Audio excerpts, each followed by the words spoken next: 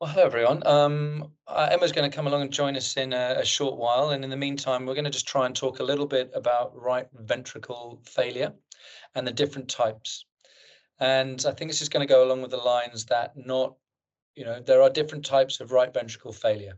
We've got acute right ventricle dysfunction that can come from ARDS, PE, and things like that. That is different physiologically from chronic pulmonary arterial hypertension with chronic right ventricle dysfunction. And that is again different from a right ventricle infarction. And we're going to try and show you both case examples of that, as well as physiological examples of why they're different. Because I think it's really important to try and understand the physiological side of things to understand the echo. Because all we can figure out with echo is we've got some markers of right ventricle dysfunction. Sometimes it's hard to differentiate between them. We've got a few measures that we can use, but they're not perfect. And I think it's about integrating particularly the right ventricle dysfunction that we have a look at. So, TAPSE, fractional area change, S primes, eyeballs, strain, is using those markers of dysfunction mixed in with hemodynamics. And particularly what I mean by that is looking at pulmonary acceleration time, the profile, the severity of the tricuspid regurg, how that ratio of the tricuspid regurg to TAPSE, for example, how that ratio changes as the RV becomes uncoupled. And finally, obviously, thinking about left atrial pressure and trying to differentiate between pre and post capillary pulmonary hypertension. So please interrupt me as we go along. This is not always straightforward, but I hope we're going to be able to have a few examples of where this might be useful. Okay. Final thing to talk about as we go into sort of have a look at these cases is this idea of the adaptation that the right heart is going to do to some of these measures. And you're going to get adaptation in particular in the view of right ventricle dilation. That's probably one of the big ones of how something's going to adapt. And you will adapt also in terms of having rising pulmonary pressures. So that mean pulmonary pressure or the systolic pulmonary artery pressure, which is probably the one we look at most. And at some stage, you're going to start to get those sort of adaptation or compensation mechanisms are eventually going to get to a stage where they're going to start to impair filling of the left ventricle. And they're going to start to cause impairment of cardiac function. And that's when we start to see the wheels fall off. And this is what we can see here with this cardiac index at rest, or where we start to see the overall contractility of these curves, where we see that start to become impaired. And when that happens, that's when cardiac output falls, and that's where we start getting end-stage disease. Okay. So let's go through a few examples and see if we can pick up what we're looking at. Oh. Sorry, did I lock you out of your office?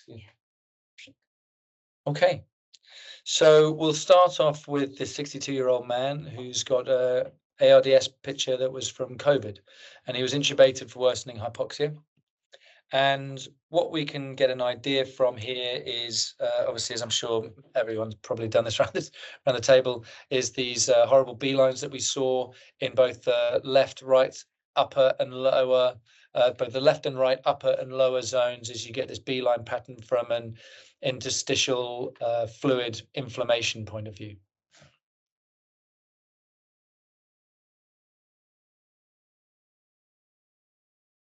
This gentleman was on a significant amount of oxygen, high levels of PEEP, or semi-high for someone in with ARDS, but maybe fairly high for someone with COVID, PEEPs of 12. He was on low dose noradrenaline, and maybe we just leave out the DP for the second if we're just going to talk about, we'll just leave that out for the moment, and we're going to just talk about what we see on the echo. So talk to me about what we're seeing on the echo. Who would like to go first? Have we got Drew? Are you happy to go first? Yeah, sure. So we've got 4 different views. I believe this is all at the same time. So we got a peristernal long axis on the top left. We got a short axis, the mitral valve top right, at the pat muscles bottom left, and 4 chamber on the bottom right. So nice. The key findings is that the patient has what appears to be normal left ventricular size and systolic function. The left atrium doesn't appear dilated. I'd want to measure the aortic root. The key findings on the short axis are a flattened interatrial septum during both diastole and systole, with perhaps some evidence of ventricular interdependence, given it does flatten a bit with inspiration. The right ventricle longitudinally, the function appears preserved, and I think FAC would probably say that it's normal, about 35%, but the right ventricle is equivalent and maybe even larger than the left, indicating right ventricular dilatation.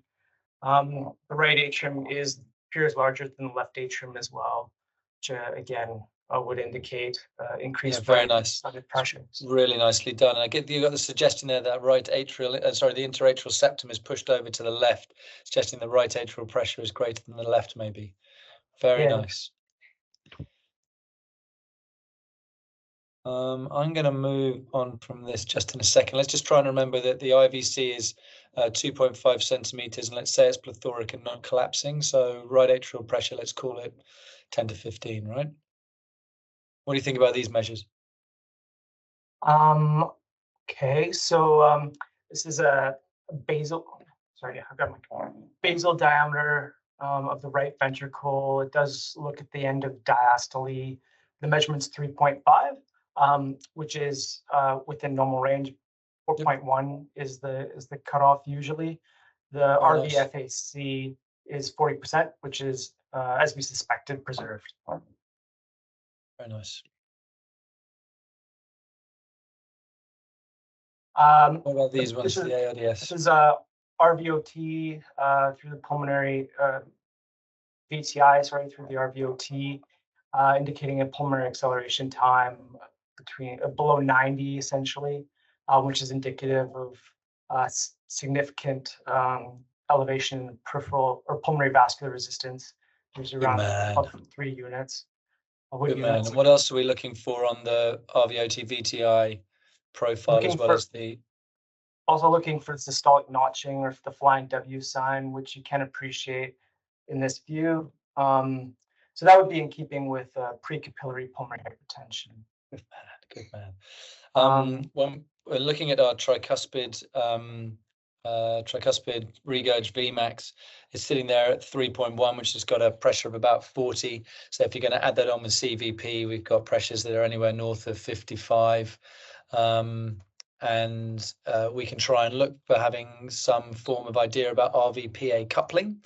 And then we can try and compare the TAPSE versus the pulmonary artery systolic pressure.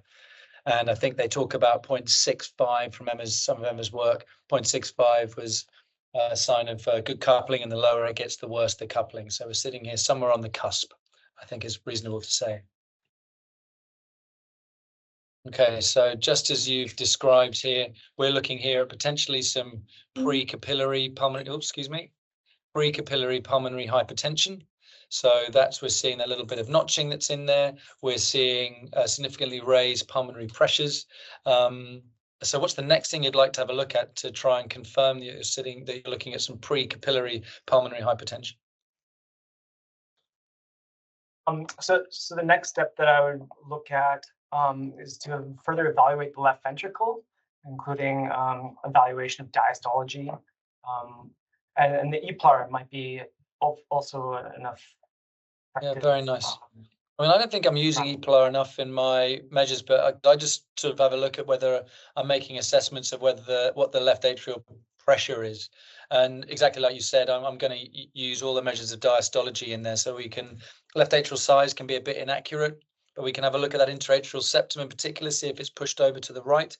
I'm going to look at my E to E prime, and if it's greater than 15, that's if you're in sinus rhythm, and maybe even greater than 11 if you're taking averages, if you're an AF. I'm going to look at that. Not going to put all my eggs in one basket with that, but I'll look to the E to E prime. And in this case, the E to E prime is not elevated. What is it? So E to E prime is so it's 9. We've got an E to A ratio that's less than 1. All of these things are pointing towards a left atrial pressure that is not significantly elevated. And so, just like you said, we're likely dealing with some precapillary pulmonary hypertension. Sam, just a quick point, if you don't mind. Yeah. You might note, you see that the decel time is quite short, perhaps Yeah, not nice. the best measurement. I was going to say exactly the Yeah. same thing. It's a pretty punchy measurement, I think, to make on an E to A that's fused to that Quite regard. fused. I would not be trusting that measure. Yep. And it's funny, you know, I get these questions all the time, and I never know quite how to answer them, I'll be honest. Where it's just some of these patients don't read the textbooks, right? And sometimes you can make this decel time that seems out of keeping, but your E to E prime's massively elevated. You know, I think we've got to try and, I think the key message I'll be taking back is that echo is not perfect. Sometimes patients are not reading the goddamn textbooks, are they? And you've got to take all the information and make the best guess you've got. And I'd argue that clinical examination is exactly the same, right? And my final point was making that you've got to take all of these measures and put it into that patient's assessment. So I would have thought if I'm seeing these kind of values, you know, and I'm doing it on one of my patients, I'm also going to take into the fact that are they more fluid overloaded than they were yesterday? What are the changes that we're seeing in particular if we're talking about fluid status and left atrial pressure? Are we seeing changes with excess fluid? So, you know, we've done a few cases recently where we saw significant changes in left atrial pressure estimations like the E to A ratio or the E to E prime, or particularly if you're doing TOE, you know, the systolic flow reversal. Even with like 750 mils of excess fluid, you can see marked changes in left atrial pressure. So I think if we're talking about those measures of left atrial pressure, for me, a fundamental thing would be to, not all the values are going to be perfect. That's just one of those things. You've got to put it into clinical context, particularly looking at, you know, lung ultrasound is pretty useful. And then the last thing is the change. So if you're seeing significant deterioration in your diastolic function parameters with fluid, that is a marker of someone who is, you know, potentially slipping towards that high left atrial pressure. I think that's probably my key message to that. Any questions on that? I think it's quite important to make sure we got that right. Cool.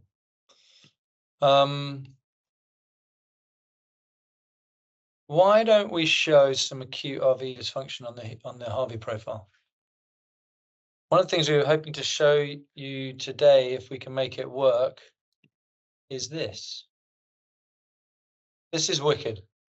This is called Harvey Online. I don't know if you guys have ever seen this. It's a computer program. You got to pay about $100 a year or something to make it work, but you can absolutely fiddle around with all kinds of hemodynamic parameters on it and try to have an idea of what's going on. And we're going to use it to try and show the physiological differences between why acute RV dysfunction is different from chronic RV dysfunction, and RV ischemia is different from, pulmonary hypertension, for example.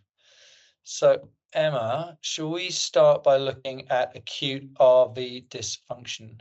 Yeah, related to acute increases in afterload. Exactly right. So this number here is the stressed volume, right? So we might just put that up a little bit just to make it more realistic in terms of the numbers that we start with. And then we can reset that. So I guess a key thing, I might just do this. Key things to point out with it are you're basically, the width of this pressure volume loop is your stroke volume. Yep. And when we think about it, that's what we really care about, like in terms of what the RV is putting out, because what your RV delivers to your LV is essentially what your stroke volume and your cardiac output. Let me back just 1 second before we get into that. So we've got pressure on the y-axis, you've got volume on the left axis, you've got the RV pressure volume loop on the left image up there, and you've got LV on the right side. Nice. And the pressure volume loops are happening from when, for example, let's go for the LV, you've got the bottom right corner, the aortic valve, you've got the aortic valve is closed, you've got the mitral valve is closed, you're starting contraction, and you get a massive increase in pressure, and then the aortic valve opens in that top right corner, the blood flows out, that's why the volume in the left ventricle decreases, and then the aortic valve closes in that top left corner, and then the pressure drops dramatically as that chamber is then starting to dilate and starting to relax with that active process, and then that mitral valve opens up in the bottom left, and then blood flows into the left ventricle until the mitral valve closes and the process starts again. Yes. Thank you. Just making sure. And then obviously on the right side, a couple of key differences. It's obviously a more compliant ventricle, slightly higher end diastolic volumes. Your your compliance line, so your end systolic, your pressure volume relationship along this line, your diastolic line, is flatter than the left side up until a point, and then it massively increases at about a pressure of about 18. So once your preload, your end diastolic RV end diastolic pressure reaches about 18. It's not really shown here, but there's lovely papers by Sheldon Magda, right, where this is flat until it's not, and then it massively increases, which essentially means that up until a point you can give so much preload, and then if you give a little bit more, you've essentially lost the ability to then in some ways bring the RV back, because your right ventricular end diastolic pressures are so high, much higher than your mean systemic filling pressures. Therefore, you haven't got the flow for venous return anymore. And what also happens is you then transmit that increased RV end diastolic pressure to your left side. Your left ventricular end diastolic pressure goes up. That's transmitted back to the lungs and back to the RV. And you get this vicious capillary pulmonary hypertension. Then you get pre and post, and it makes it all worse. And it means that you essentially have RV limitation. So when you give further preload when you're in that circumstance, is essentially like increasing afterload to the RV. So it's quite paradoxical, and Sheldon Magda talks about it beautifully. So this line is really important, and it's obviously one of the the constraining lines determining your stroke volume of your RV. And then this line is your contractility line, your ventricular elastance, and then a line drawing, from your end systolic volume, end diastolic volume to your end systolic point. This line, like a line, if I was drawing it up there, would be your RV afterload line. But really your RV afterload is determined by your pulmonary artery diastolic pressure. That's what determines your RV afterload. Yep. Because what you need to do is eject a stressed volume in the RV to attain a pressure to open the pulmonary valve. Then that pressure that you need to overcome is your pulmonary artery diastolic pressure. Yes. So the higher that is, and I'll show you what happens to that when we increase PVR. So anything that increases your pulmonary pressures essentially means that the RV is taking longer in that cardiac cycle to open the pulmonary valve, and you've only got a finite cardiac cycle, right? So then you've got much less time for RV ejection. And that's why when you increase RV afterload, you get a reduction in your stroke volume, because you've got less time to eject that blood. I guess that's where the RIMP and everything comes from. It's all about ejection time versus relaxation. So essentially there's three main ways that your RV can fail. By far and away the most common in the ICU is increased RV afterload. That's PEEP, microthrombi in septic shock or something, or ARDS, sepsis, PEs, QPs, so all of those kind of things. And we might just demonstrate, and then the other things would be an RV contractility problem, like an RV infarct, which we don't see that often, but obviously it can happen. And then the other thing, which I think is fairly rare, is pure RV overload. So I think that by far and away the meat, like the crux of it, is going to be increased RV afterload, which can then be, of course, acute or chronic. And we see a mixture of these. Yep, sure. And pre and post capillary. But I think when you're starting to see RV limitation and significantly elevated pulmonary pressures and intraventricular dependence, you're going to have a precapillary element to that. Sure. So we can demonstrate what happens. So just draw your attention to the stroke volume here, which is like 32. It's obviously similar on both sides. CVP of 3. This here is our stressed volume. But what we can do is manipulate one thing at a time, right? So we can increase the pulmonary vascular resistance from normal. And I might just be really mean and give this, this is the patient, I think, with ARDS, right? And his PVR has gone through the roof. And you can see that just from doing that, the width of that column, because we've increased up his afterload, has massively reduced his stroke volume, right? So if I was 21 now, right? Yeah, from 32. So if I was to draw a line now from the starting afterload, which is here to here, which is less steep, and draw a line from here to here, now his afterload line, or his pulmonary arterial elastance, is obviously increased quite significantly, and the stroke volume has dropped, from the right side, and the LV only puts out what the RV gives it. So you can see that you know, the LV stroke volume is massively decreased. But is this also considering if we change that, forgive me if I've missed it, we haven't changed anything in the diastology of the left ventricle? This is the consequence of increasing up the RV afterload, pushing that septum across, ventricular interdependence, and yeah, reducing stroke volume, reducing cardiac output purely from raising your pulmonary vascular resistance, or patients having, you know, pulmonary hypertension. And it's more, you know, it's much more impressive when it's acute, because that RV is not trained up to deal with higher pressure. Thin wall structure. Yeah. So I think that's a nice demonstration of someone with acute pulmonary hypertension. So this could be our ARDS COVID patient. It could be someone with PE, someone with Really bad nice. sort of sepsis. Things like that. Why does the RV curve shift to the right and the LV shifts the other way? It's a very silly question. I think it's because you've got more volume in there. As you're giving more afterload, is that the RV adapting to increased pressure and it's dilating? So that's the dilation of the right ventricle. Yeah. Okay. And you're dealing with higher pressures, and therefore you're further up that pressure curve. Yeah. Because it's trying to generate all those pressures. And then the LV goes down. I was wondering, is it, the LV goes down the volume because it can only handle, the RV is only putting out a smaller stroke volume there. So then a smaller preload's coming in here. So potentially you could have made that curve do a similar kind of thing if you just reduce preload.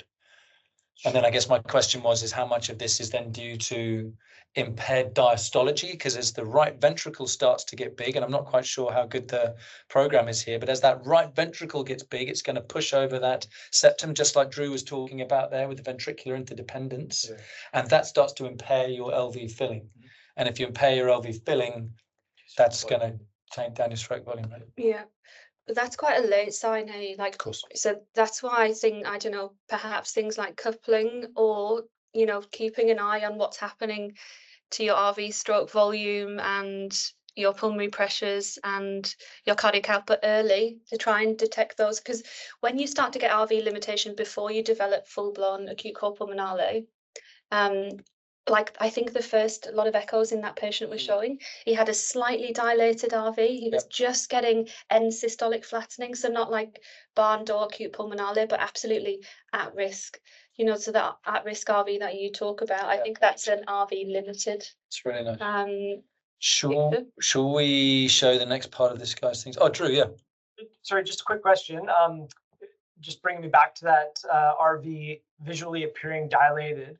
But the basal diameters were within normal range. So I know in PE, the RV to LV ratio is significant, but are we going to call it a dilated RV, or are we going to call it a small left ventricle? Great question. So, I mean, I guess maybe this fits into that idea of the patient not reading the textbook, right? It's slightly irritating. I'm going to always go with the idea that the clinical suggestion and looking at these echo images, if you didn't show me the diameter, I'd say that it was dilated. And I think that's a really powerful moment for me, trying to have a look at that, you know, an ARDS patient on FiO2 of 70% with COVID, solid levels of PEEP. And then I look at this echo and I still think in the short axis, you've got some form of interventricular dependence, like you said. That RV looks big for me in two views, that short axis and in that apical 4. And one measurement is not going to change my mind about that. Potentially, I'm not seeing it in that side there. So, you know, I'm going to be sitting on the fence. And then I've got another measure. So now I've got maybe like two views of my clinical acumen. So I've got three things making me think the RV is at risk, and then two measures that maybe don't. And my question, just flicking that back, is, does it really matter? Because in the end of the day, I think it's about, I'm going to call it the spidey sense. And what we're coming to the conclusion at the end of this, having looked at things like fractional area change, it's okay. I look at the movement of that RV free wall, it's okay. You know, you might say it's visually mildly down. In the end of the day, I don't think the conclusion that I would like us to come to at the end of looking at all of this is to say that probably what we're doing is okay, but this is an RV at risk, just like Emma said. You know, if it's a spectrum, we are not failing, but we're not perfect. We're somewhere in there. Keep your anxiety levels reasonable. And these are the type of patients that need extra scanning. You know, these are the guys that need a repeated scanning. So probably, I think we have a fascination in echo at the moment. Maybe it's because we're quite a young subspecialty of going with values. We love parameters, don't we? And I think probably what echo is more useful to think about as a monitoring tool. It's going to be the changes that happen more than individual values. So I think that's probably a bit more of a philosophical conversation. In the exam, we will not give you something that's so, it will be fairly a barn door. We're not going to expect, because it takes a bit of time to talk about this kind of stuff, but in the exam, you're doing a beautiful job, Drew. So I think it's, 42 is and above is dilated, and it will be fairly obvious, and we won't give you too much esoteric stuff in the exam. I mean, just a very small point. I completely agree, and almost nothing to add. But this is not a focused RV view as well, Drew, where you would normally, rotate round to find the biggest diameter. This is an apical 4-chamber, so it's not the right view to do your basal measurement on this one. Yeah, good call. Where do we get to? So you wanted to look at the left atrial pressure. You said that wasn't super raised, and then the wheels fall off a little bit. So this gentleman then ends up with worsening hypoxic failure, reduced levels of PEEP. We've had to add in more catecholamines, and he's been starting on nitric oxide. Again, I'm just going to make a plug of the idea that we assess left atrial pressure and make your guess about what the left atrial pressure is before you start nitric oxide.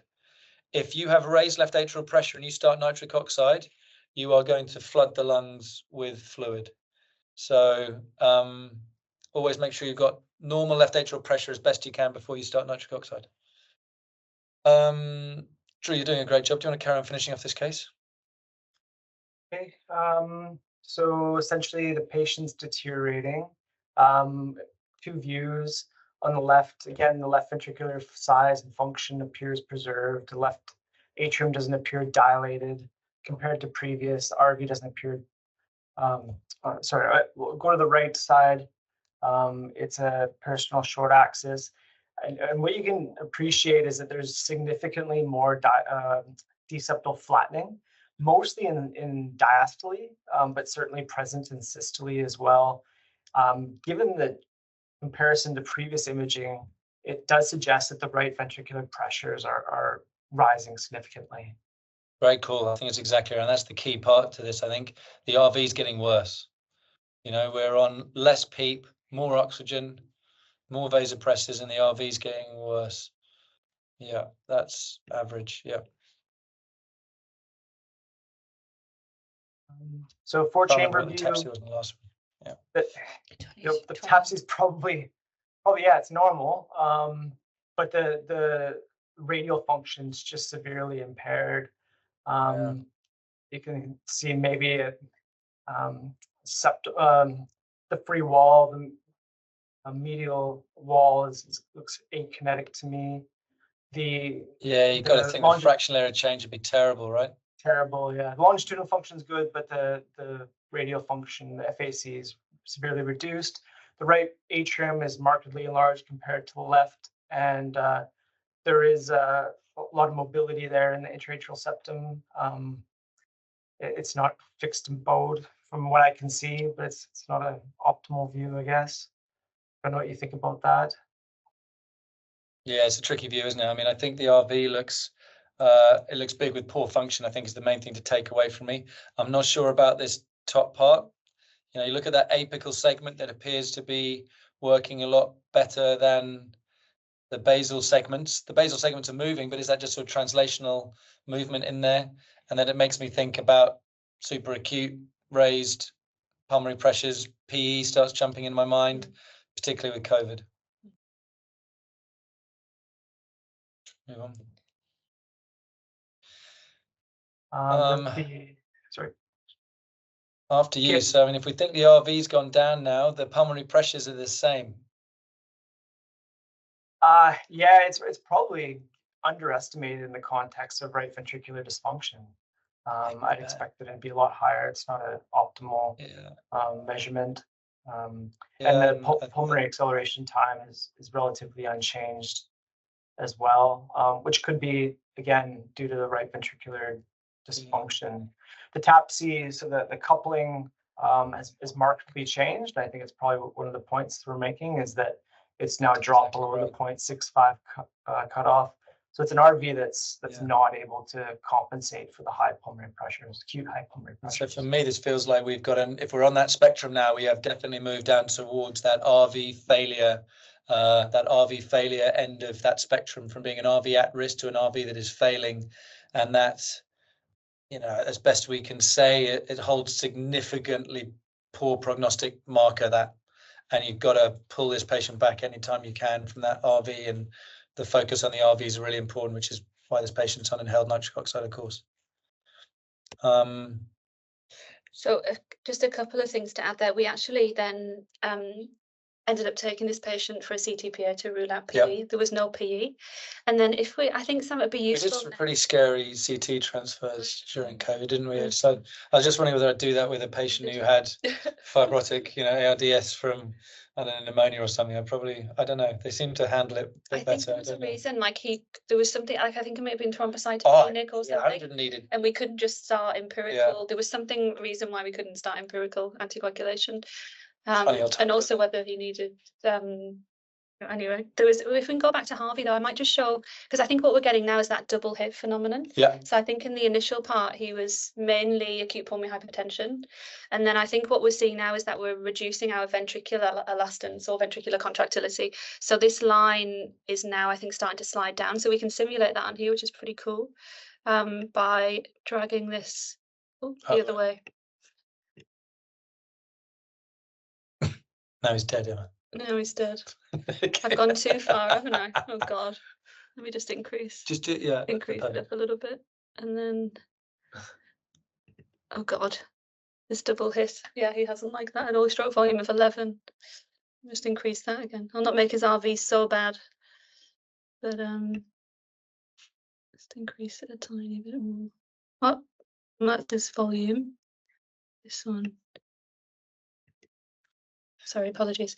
So that contractility line is essentially his contractility is reduced, and so we then get a double hit and further reductions in stroke volume. And with that, am I allowed to do can I impair the LV?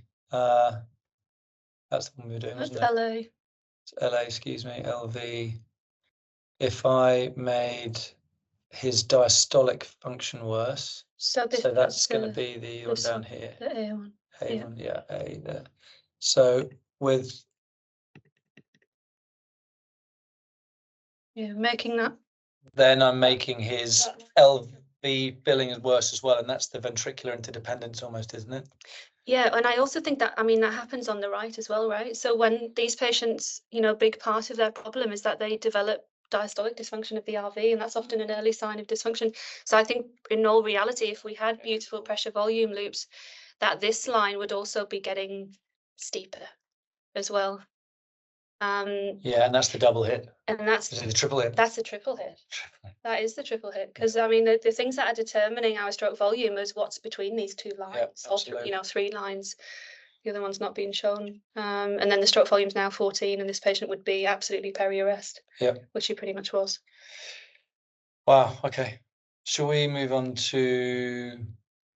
Isn't it?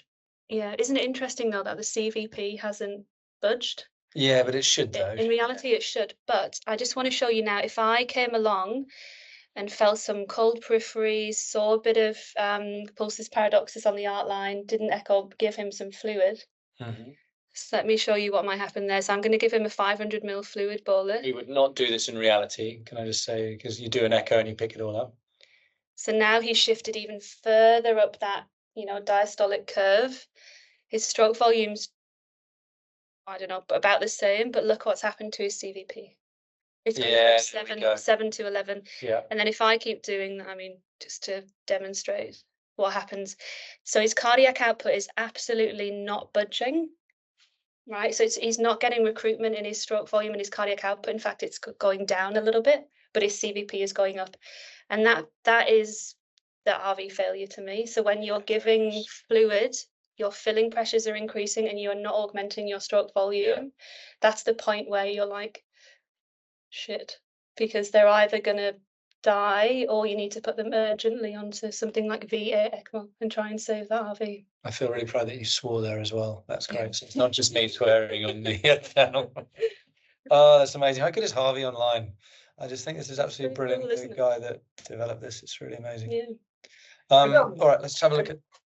Could you potentially do a passive leg raise and assess some of these uncoupling parameters and see if the RV? Wow. So you mean show if someone's got an RV at risk, you do a passive leg raise maneuver to try and see if you make the coupling worse.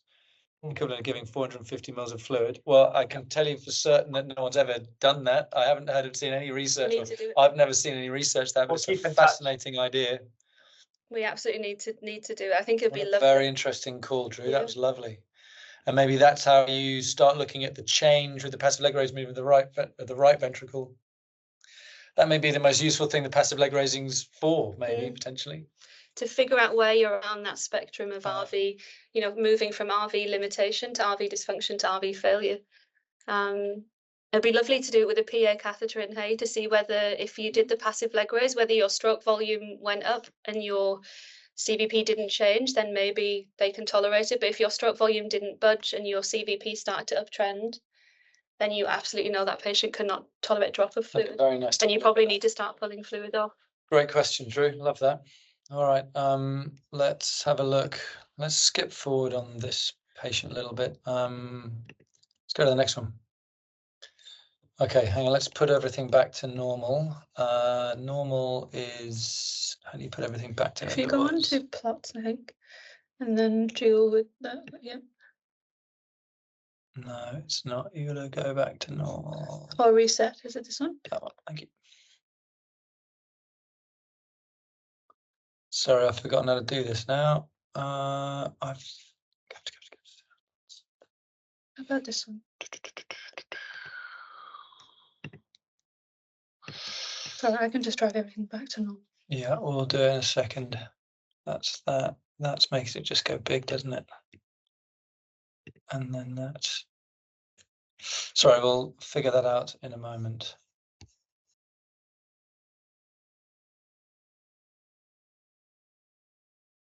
That's it. Oh, there you go. All right. Okay. So, right, this case 2 is someone with chronic pulmonary arterial hypertension who comes in with a bit of sepsis, and that's knocked them sideways as so often does, right? So we've now got, he's down significant amounts of noradrenaline, 1 mic per kilogram per minute. So what's that in mils per hour of single strength that we'd have here? Thank you. It's pretty. Yeah, fair enough. 2 liters in ED. So that might be in a bad call. Let's have a look at the echo. Who else have we got online? Or is it just Drew? Is it just you, Drew? I don't think we advertise this session. Oh, Hanny. Oh, Hanny. Hanny, do you want to chat about some of this? Otherwise, it's just us 3. Hey, one. Oh, Josh. Yeah, no. Bring it on, hey one. Excuse me.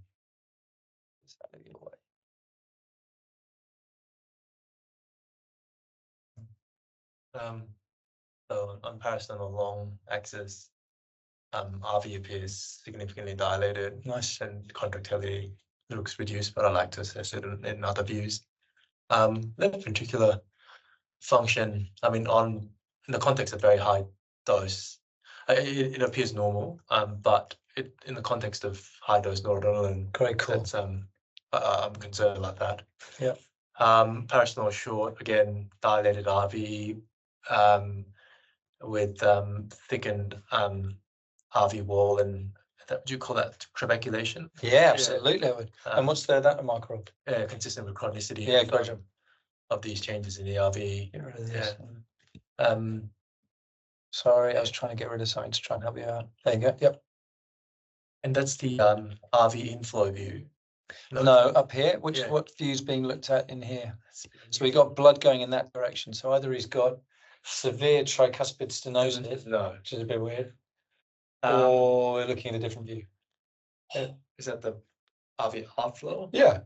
Okay. So what's the jet that we're Yeah, doing? so that's a PR jet. Yeah, good job. Yeah. Yeah. Yeah, that's a bit unusual. Well, I guess, well, no, in the context of the severe pulmonary hypertension.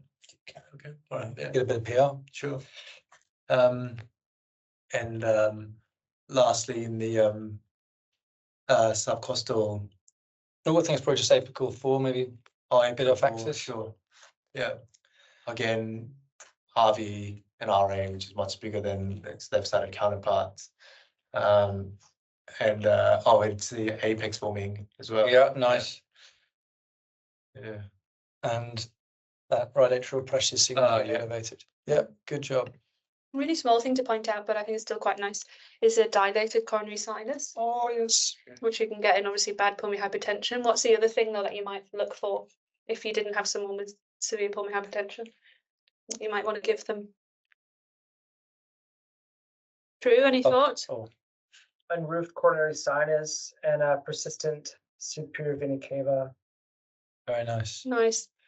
Like doing the bubble study. The next thing that all it makes me think of is you just got to do a bubble study from their left arm and make sure then you take a parasternal long axis with M mode down through there, and then you can put that in an exam immediately, because you should be able to then. I'm going to actually do it to you, Drew. Maybe I'm going to keep it, but you can show them an M mode picture, which looks like you've got a big RV often. Oh, sorry, you don't have a big RV, but you see the white of a bubble study come into the coronary sinus bit first before it comes into the right ventricle, and so you should be able to make a diagnosis from the M mode of a persistent left superior vena cava. It's super geeky, but if someone knows how to do that, then you don't need to do any more in the exam. Just like, we're good, we're done, echo, you're fine. Keep it out for that one, thanks. I was thinking about putting it into the DDU exam this year, but I thought that's a bit mean.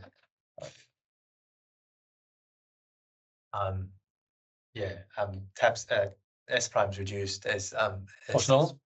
10. Yep. Yeah, suspected. As well as TAPSy.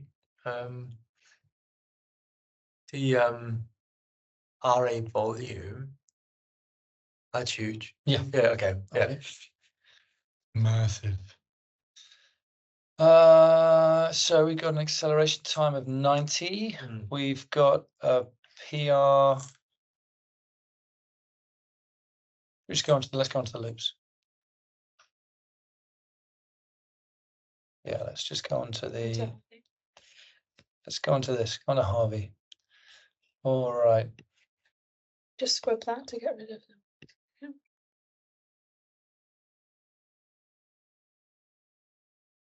So. I'm interested to see why it's called normal though, because I mean stroke volume's 12. Is it because we've only got a? Yeah, increase the preload up to 1, 2. Yeah, let's go up to something like that.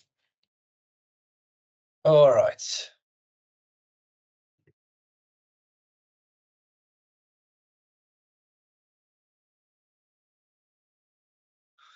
Okay, so now we're going to give someone severe pulmonary hypertension. So they're going to have a reduced RV. That'll be reduced. And they're going to have increased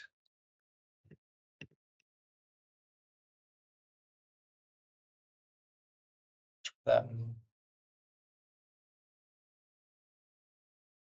So they're going to have reduced contractility. They're going to have a dilated RV, and that's why it's all climbing up there. They're going to have impaired right ventricle diastolic function, and we'll give them some impaired left ventricle diastolic function. Yeah.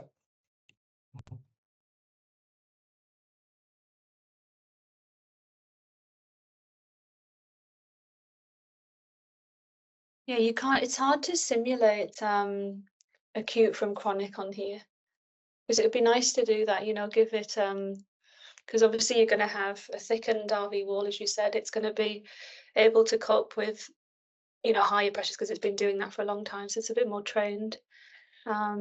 What might be nice to show though is, again, let me just give him just a little bit more fluid. Because what I'm trying to get to a stage now, let me just say, let's say that's our baseline. If you've got a pulmonary hypertension patient here, and let's again show what happens if we give this guy fluid. So he got given 2 liters of fluid in ED, and just watch what happens to the stroke volume again. So let's give him another 1.5 liters of fluid. And CVP as well. Look at this. Look at that. Really go up.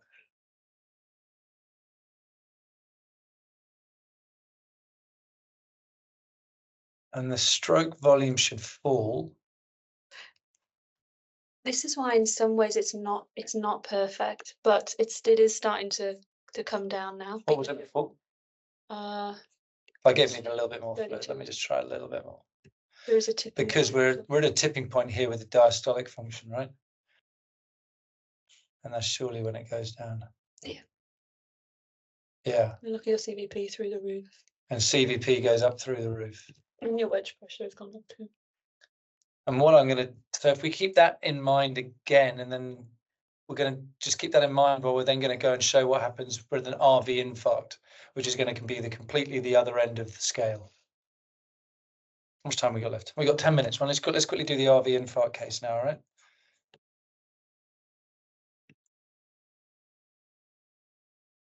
Skip this. It's another chronic.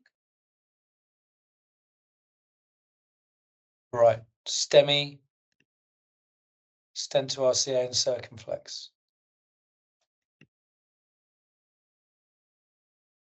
Actually, do you want to take this one? So RCA territory infarcts, where are the regional wall motion abnormalities?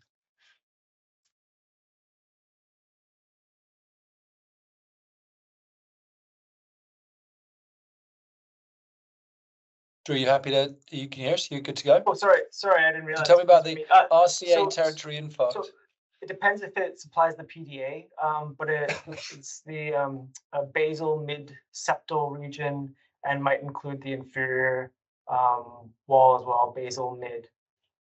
Yeah, don't usually. forget the RV, because I think we see And if the we're RV, looking in this, sorry. and if we're thinking about this, I also think that sort of inferior half of that right ventricle looks like it's contracting more than maybe the other side. And so that's why the RV function goes down as well. And you can often get these weird regional wall motion abnormalities, I think, where you get the different parts of the RV go down.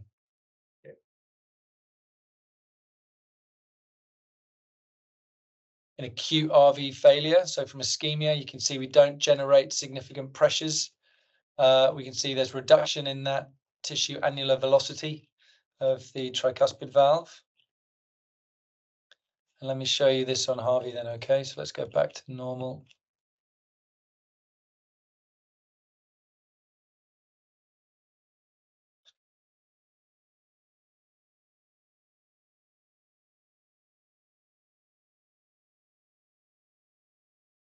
Let's let him get back to normal.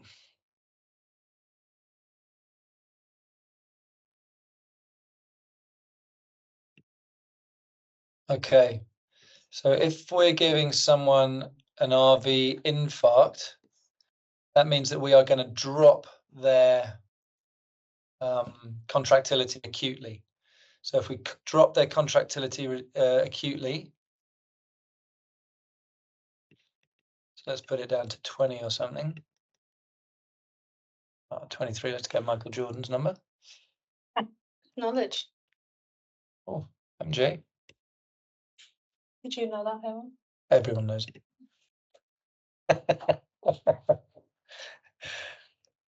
Right, now with these guys, let's have a look at the stroke volume. If it's 30, if you give this guy some fluid. Make this better first, Sam. Oh, have I not changed that? Yeah, just improve that, so reduce it a little bit. It might not show it. That is eventually what would happen. Yeah, nice. Oh, look at what I just done to it. Whoa. You get this huge increase there if I just make those look right. Huge increase in the stroke volume. And that's why people with right ventricular infarcts like fluid. And that's absolutely not the case for patients with pre or post pulmonary hypertension. And so I think it's a really nice demonstration on that. It is. It's lovely. Yeah. I completely agree, but up to a certain point, right? So we 100%. Yeah. And that certain point is going to be where that diastolic pressure curve suddenly changes. Because then you develop ventricular interdependence. Yep. And your preload becomes afterload. Is a really nice saying, I think, and Sheldon Magda talks about it. So you're giving it with a view to increasing preload, but if your RV is limited, then that preload essentially is the same as giving as clamping someone's PA, because what you're doing is transmitting your RV end diastolic pressure back to your left ventricular end diastolic pressure, increasing pulmonary pressures. So preload becomes afterload when they're in that limited phase. And was there anything you want to take us through with this? Well, it's just to show, like I said, classically what you might see. So low pulmonary pressures, not much of a pulse pressure on that side. And if we measured things like pulmonary artery pulsatility index, so that's your pulse pressure between your systolic and diastolic of 10 divided by CVP of 20 is like 0.5. That's highly prognostic in cardiogenic shock, things like PAPI. So yeah, I mean, very high filling pressures, low cardiac index, very low SVO2, RV ejection fraction, taking it with a little bit of a pinch of salt, and it's all about the trend, but this patient is in a whole world of trouble. Yep. With clearly RV failure and elevated pressures. And we did end up giving this lady a fair bit of filling, but she did come to a point where and I think that's what we need to be really careful of. And these are the patients that maybe we do passive leg raising as well, which I think we might have done in this lady, to see if when I'm giving fluid, is my cardiac output or stroke volume, because cardiac output obviously can go up if she gets more tachycardic, if we're starting other drugs and things, is my stroke volume increasing, and what's happening to the CVP? Because you know that if you're not augmenting stroke volume and your CVP is going up, that you actually probably need to draw some fluid, take some fluid away, and then think about and if your pulmonary pressures are getting worse. Yeah, exactly. And then think about your exit strategy. Like, have you got any mechanical support devices that the patient might be appropriate for? Because it's really hard once they pass that point that you can pull them back with conventional strategies, I think. Yeah, very nice.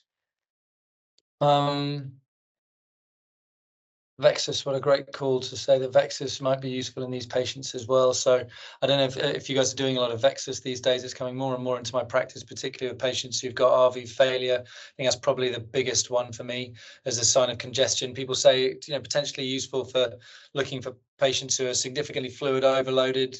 I think probably the main area where it's useful for is looking for congestion from right-sided heart failure. It's beautiful for that.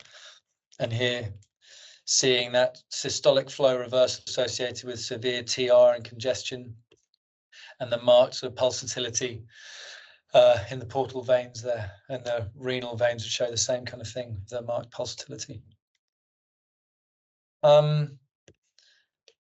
Lisa, do you want to finish us off? Do you want to wrap this up and conclude for us? I was just saying that I think we can use echoes, as you said, it's not perfect, but as a monitoring tool, and think of it a little bit like a non-invasive swan, because the things that we care about in patients that come to us with acute pulmonary hypertension and RV dysfunction is, the things that what was I saying?